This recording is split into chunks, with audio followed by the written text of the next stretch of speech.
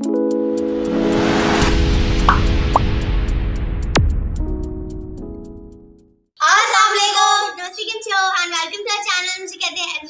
मेरा नाम है माहीन, आप देख रहे हो लास्ट रिएक्शंस। और आज की वीडियो में हम लोग रिएक्ट करने वाले हैं, आपको पता है।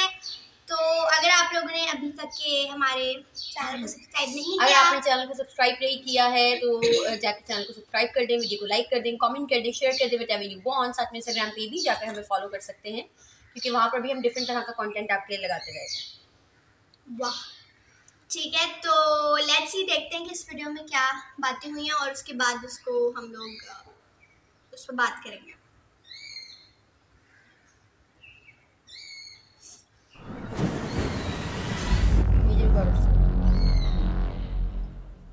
मिस्टर मोदी को प्रेसिडेंट अल-सीसी ने नवाजा the order of the Nile से।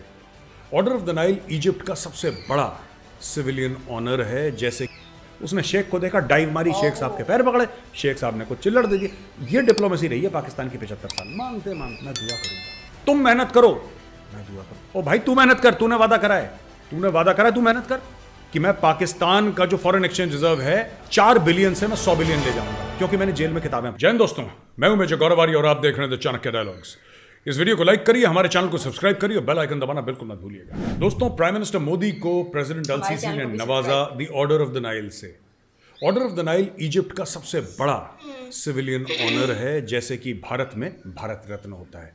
वैसे मैं आपको बताता चलूं कि प्रधानमंत्री मोदी जी को ये 13वां ऐसा पुरस्कार है जो मिला है। 13 ऐसा प्राइज या 13वां ऐसा एजाज, 13वीं ऐसी इज्जत, हाईएस्ट सिविलियन ऑनर। आप जो भी वर्ड यूज करना चाहें, जो भी शब्द इस्तेमाल करना चाहें कर सकते हैं। This is the 13th। Saudi Arabia, UAE, Bahrain, सब कोई इनको ऐसे ऐसे अवार्ड्स दे चुके हैं। तो ये बहुत बड़ी बात है। इजिप्ट ने ये रिकॉग्नाइज करा है कि भारत जो है और भारत की जो लीडरशिप है, which is prime minister Modi and the people under him who run this entire nation, ये इजिप्ट के लिए बड़ी फायदेमंद है और इजिप्ट की दोस्ती भारत के लिए बड़ी फायदेमंद है। अब मैं आपको एक दो बातें बताता हूं दोस्तों। प्राइम मिनिस्टर मोदी के बारे में ना एक चीज़ है जो मुझे बड़ी अच्छी लगती है। क्या है कि जब भी जाते हैं ना, जिस भी देश में जाते हैं, ये कॉमनैलिटीज़ की बात करते हैं, कॉन्ग्रुएंस की बात करते हैं। यानी कि आपके हमारे जो मतभेद हैं उसके बारे में हम बाद में बात करेंगे, लेकिन आपके और हमारे बीच में जो समानताएं हैं, चलिए हम उसके बारे में बात करते हैं। तो ये बड़ा एक पॉजिटिव माइंडसेट है। अब जैसे इजिप्ट गए, ठीक है, इजिप्ट में इन्होंने बात करी कि हम दोनों एक बहुत पुरातन काल से चली आ रही संस्कृतियां हैं दोनों के दोनों। भारत हजारों साल पुराना, इजिप्ट हजारों साल पुराना। हमारा इंडस वैली सिविलाइजेशन, राइट, उनका नाइल सिविलाइजेशन। तो ये कॉमन है। इंडस वैली और रिवर नाइल, ये दोनों बहुत पुरानी सिविलाइजेशन, और चाइना की भी बहुत पुरानी सिविलाइजेशन। तो सुएज कैनाल की जो एक कॉरिडोर है, खास एक एरिया बन रहा है उनका। उस एरिया में, जैसा मैंने कल भी बताया था, वहाँ पे भारत के लोग जाके निवेश करेंगे, भारत के लोग इन्वेस्ट करेंगे वहाँ पे। भारत की जो ट्रेड इजिप्ट के साथ है 7-8 अरब डॉलर है। ये 15 अरब 20 अरब डॉलर की बात करने को कही है कुछ सालों में। 12, 15, 20 बिलियन डॉलर्स तक ये लोग कह रहे हैं कि आगे बढ़ाएंगे ट्रेड, यानी कि और इसके और हम लोग इसको आगे बढ़ाएंगे ट्रेड को। तो दोस्तों, जब भी वो जाते हैं ना प्रधानमंत्री मोदी, अब जैसे इजिप्ट में गए तो इजिप्ट में उन्होंने बात करी, पिरामिड्स में गए या मस्जिद में गए जो बोरा मुस्लिम्स ने बनाया था ना, वहाँ पे बनाया तो क्या था, पुराना था, उसको रिफर्बिश करवाया उन्होंने, और उसकी बड़ी मान्यता है बोरा मुस्लिम्स के लिए, जो कि ज़्यादातर गुजरात में, महाराष्ट्र में, ऐसी जगह में जो भारत में बसते हैं। तो उनकी वो वहीं से आए थे शुरू से, या उनके जो बड़े थे, उनके जो बुजुर्ग थे वो वहाँ से आए थे, तो उनकी वो हिस्ट्री है और इजिप्ट से शुरू होती है। तो इस मस्जिद की बड़ी मान्यता है। वहाँ पे गए, उनके साथ बैठे। देखिए, ये होता है ना, ये स्टेट्समैन लाइक बिहेवियर होता है। पॉलिटिशियंस बड़े होते हैं यार, राजनीतिक बहुत होते हैं दुनिया में, लाखों करोड़ों की तादाद में होंगे, मुझे नहीं पता। लेकिन जो शख्स, जो इंसान अपनी पोजीशन से उठ के बोले कि यार चलो दोनों हाथ मिलाते हैं, आप में और हम में ये समानताएं, चलिए जो विविधताएं हैं उनके बारे में हम बाद में बात करेंगे, या फिर जो पॉइंट्स ऑफ कॉन्ग्रुएंस नहीं है, जिसमें हमारा झगड़ा है, जिसमें हमारा मतभेद है, उसके बारे में थोड़ी देर के बाद हम बात कर लेंगे। लेकिन अभी ऐसी बात कर लेते हैं, तो उससे क्या यारी दोस्ती बन जाती है। अगर मैं आपसे ना लड़ूं, आप गुस्से से आएँ मेरे पास, आप गुस्से से आए और मैं बोलूँ और भाई साहब आप कैसे, आपका नहीं मन चाहेगा लड़ने का, राइट। तो ये ऐसी चीज़ है कि लोगों से क्यों झगड़े की बात करनी, लोगों से क्यों लड़ाई की बात करनी, छोड़ के चाइना और पाकिस्तान, बाकी दुनिया से क्यों लड़ाई झगड़े की बात करनी यार, है ना। तो ये उन्होंने बहुत बढ़िया काम करा। ऑर्डर ऑफ द नाइल मेरा है, बड़ी इज्जत वाली बात है। अच्छा दोस्तों, इसके पहले कि मैं दूसरी खबर सुनाऊं, मैं आपको ना किताब दिखाना चाहता हूँ। ये बुक है यार, if you can see this book clearly. ये जो किताब है इसका नाम है बलिदान। आप जानते हैं बलिदान का ये जो बैज बना हुआ है कौन पहनते हैं? पैरा स्पेशल फोर्सेस वाले पहनते हैं, ठीक है। और पैरा स्पेशल फोर्सेस वाले बैज पहनते हैं, बड़ी मुश्किल से बैज मिलता है, बड़ा खून बहा के, पसीना बहा के, और बड़ी जद्दोजहद के बाद ये बैज मिलता है। स्वप्निल पांडे जी जो हैं, मिसेस स्वप्निल पांडे, ये एक आर्मी वाइफ हैं, यानी कि इनके हस्बैंड हैं एक आर्मी के ऑफिसर हैं, और इन्होंने किताब लिखी है पैरा स्पेशल फोर्सेस के ऑपरेटर्स के बारे में, इनके बड़े बड़े ऑपरेशंस के बारे में। और मैं आपको बात बताऊं, सिर्फ आप लोग नहीं जो फौज में नहीं हैं वो इनकी बड़ी इज्जत करते हैं।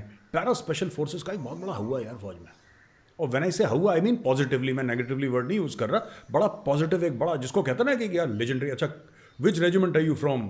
Sir I am from 21 SF, या I am from 9 SF, 10 SF, 1 SF, 2 SF, 3 SF, वो जो भी अपनी रेजिमेंट का, अपनी यूनिट का नाम बताएगा। तो सडनली अचानक, विदाउट नोइंग द पर्सन, आप बंदे को नहीं जानते, अचानक 10 गुना ज्यादा उसकी इज्जत बढ़ गई आपकी आंखों में।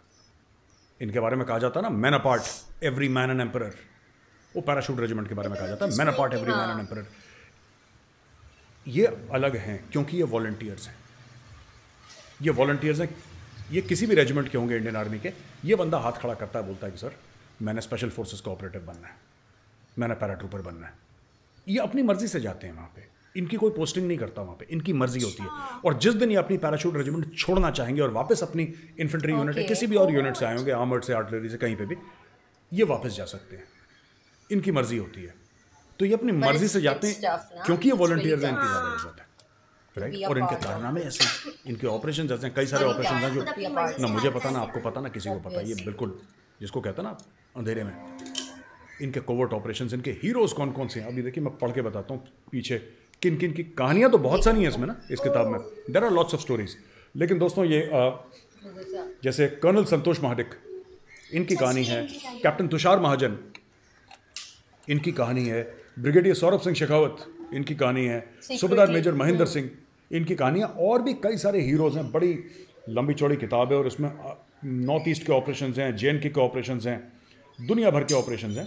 और इनके बारे में डिटेल में, विस्तार में कभी ऐसी किताब नहीं लिखी गई है दोस्तों, जो इतने विस्तार में स्पेशल फोर्सेस के जो लोग हैं ना, जो वर्दी के पीछे जो बंदा है, उसके बारे में समझाया, उसके परिवार के बारे में, वो क्या सोचता है, कैसे लड़ता है, क्या उसके मोटिवेशंस हैं। ये किताब ज़रूर आप खरीदिए, ज़रूर आप पढ़िए। और इसका लिंक जो है, इसका लिंक नीचे है, आप जाइएगा तो आपको दिख जाएगा वहाँ पे इसका लिंक। आप इस पर क्लिक करिए, अमेजोन से बुक लीजिए। बहुत शानदार किताब है, फौज की किताब है, पैरा स्पेशल फोर्सेस की किताब है, राइट।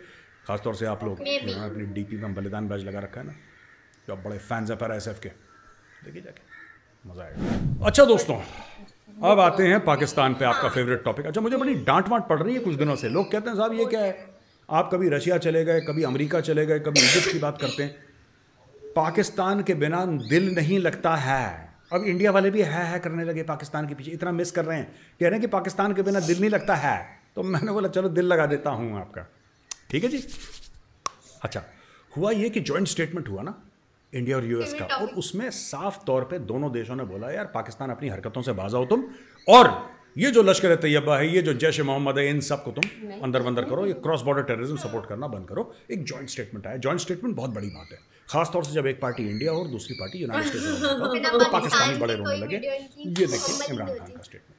इमरान खान कहता है कि आपने पाकिस्तान को, वो अपनी सरकार के ऊपर तनकीद कर रहा है, अपनी सरकार के ऊपर, यानी कि खुद पाकिस्तान की गवर्नमेंट के ऊपर वो उंगली उठा रहा है और कह रहा है यार तुम लोगों ने तो हमें सिर्फ एक स्टेट स्पॉन्सर ऑफ टेररिज्म, यानी कि जो स्पॉन्सर करते हैं आतंकवाद को, तुमने तो वो बना के रख दिया, हमारी कुछ औकात ही नहीं है।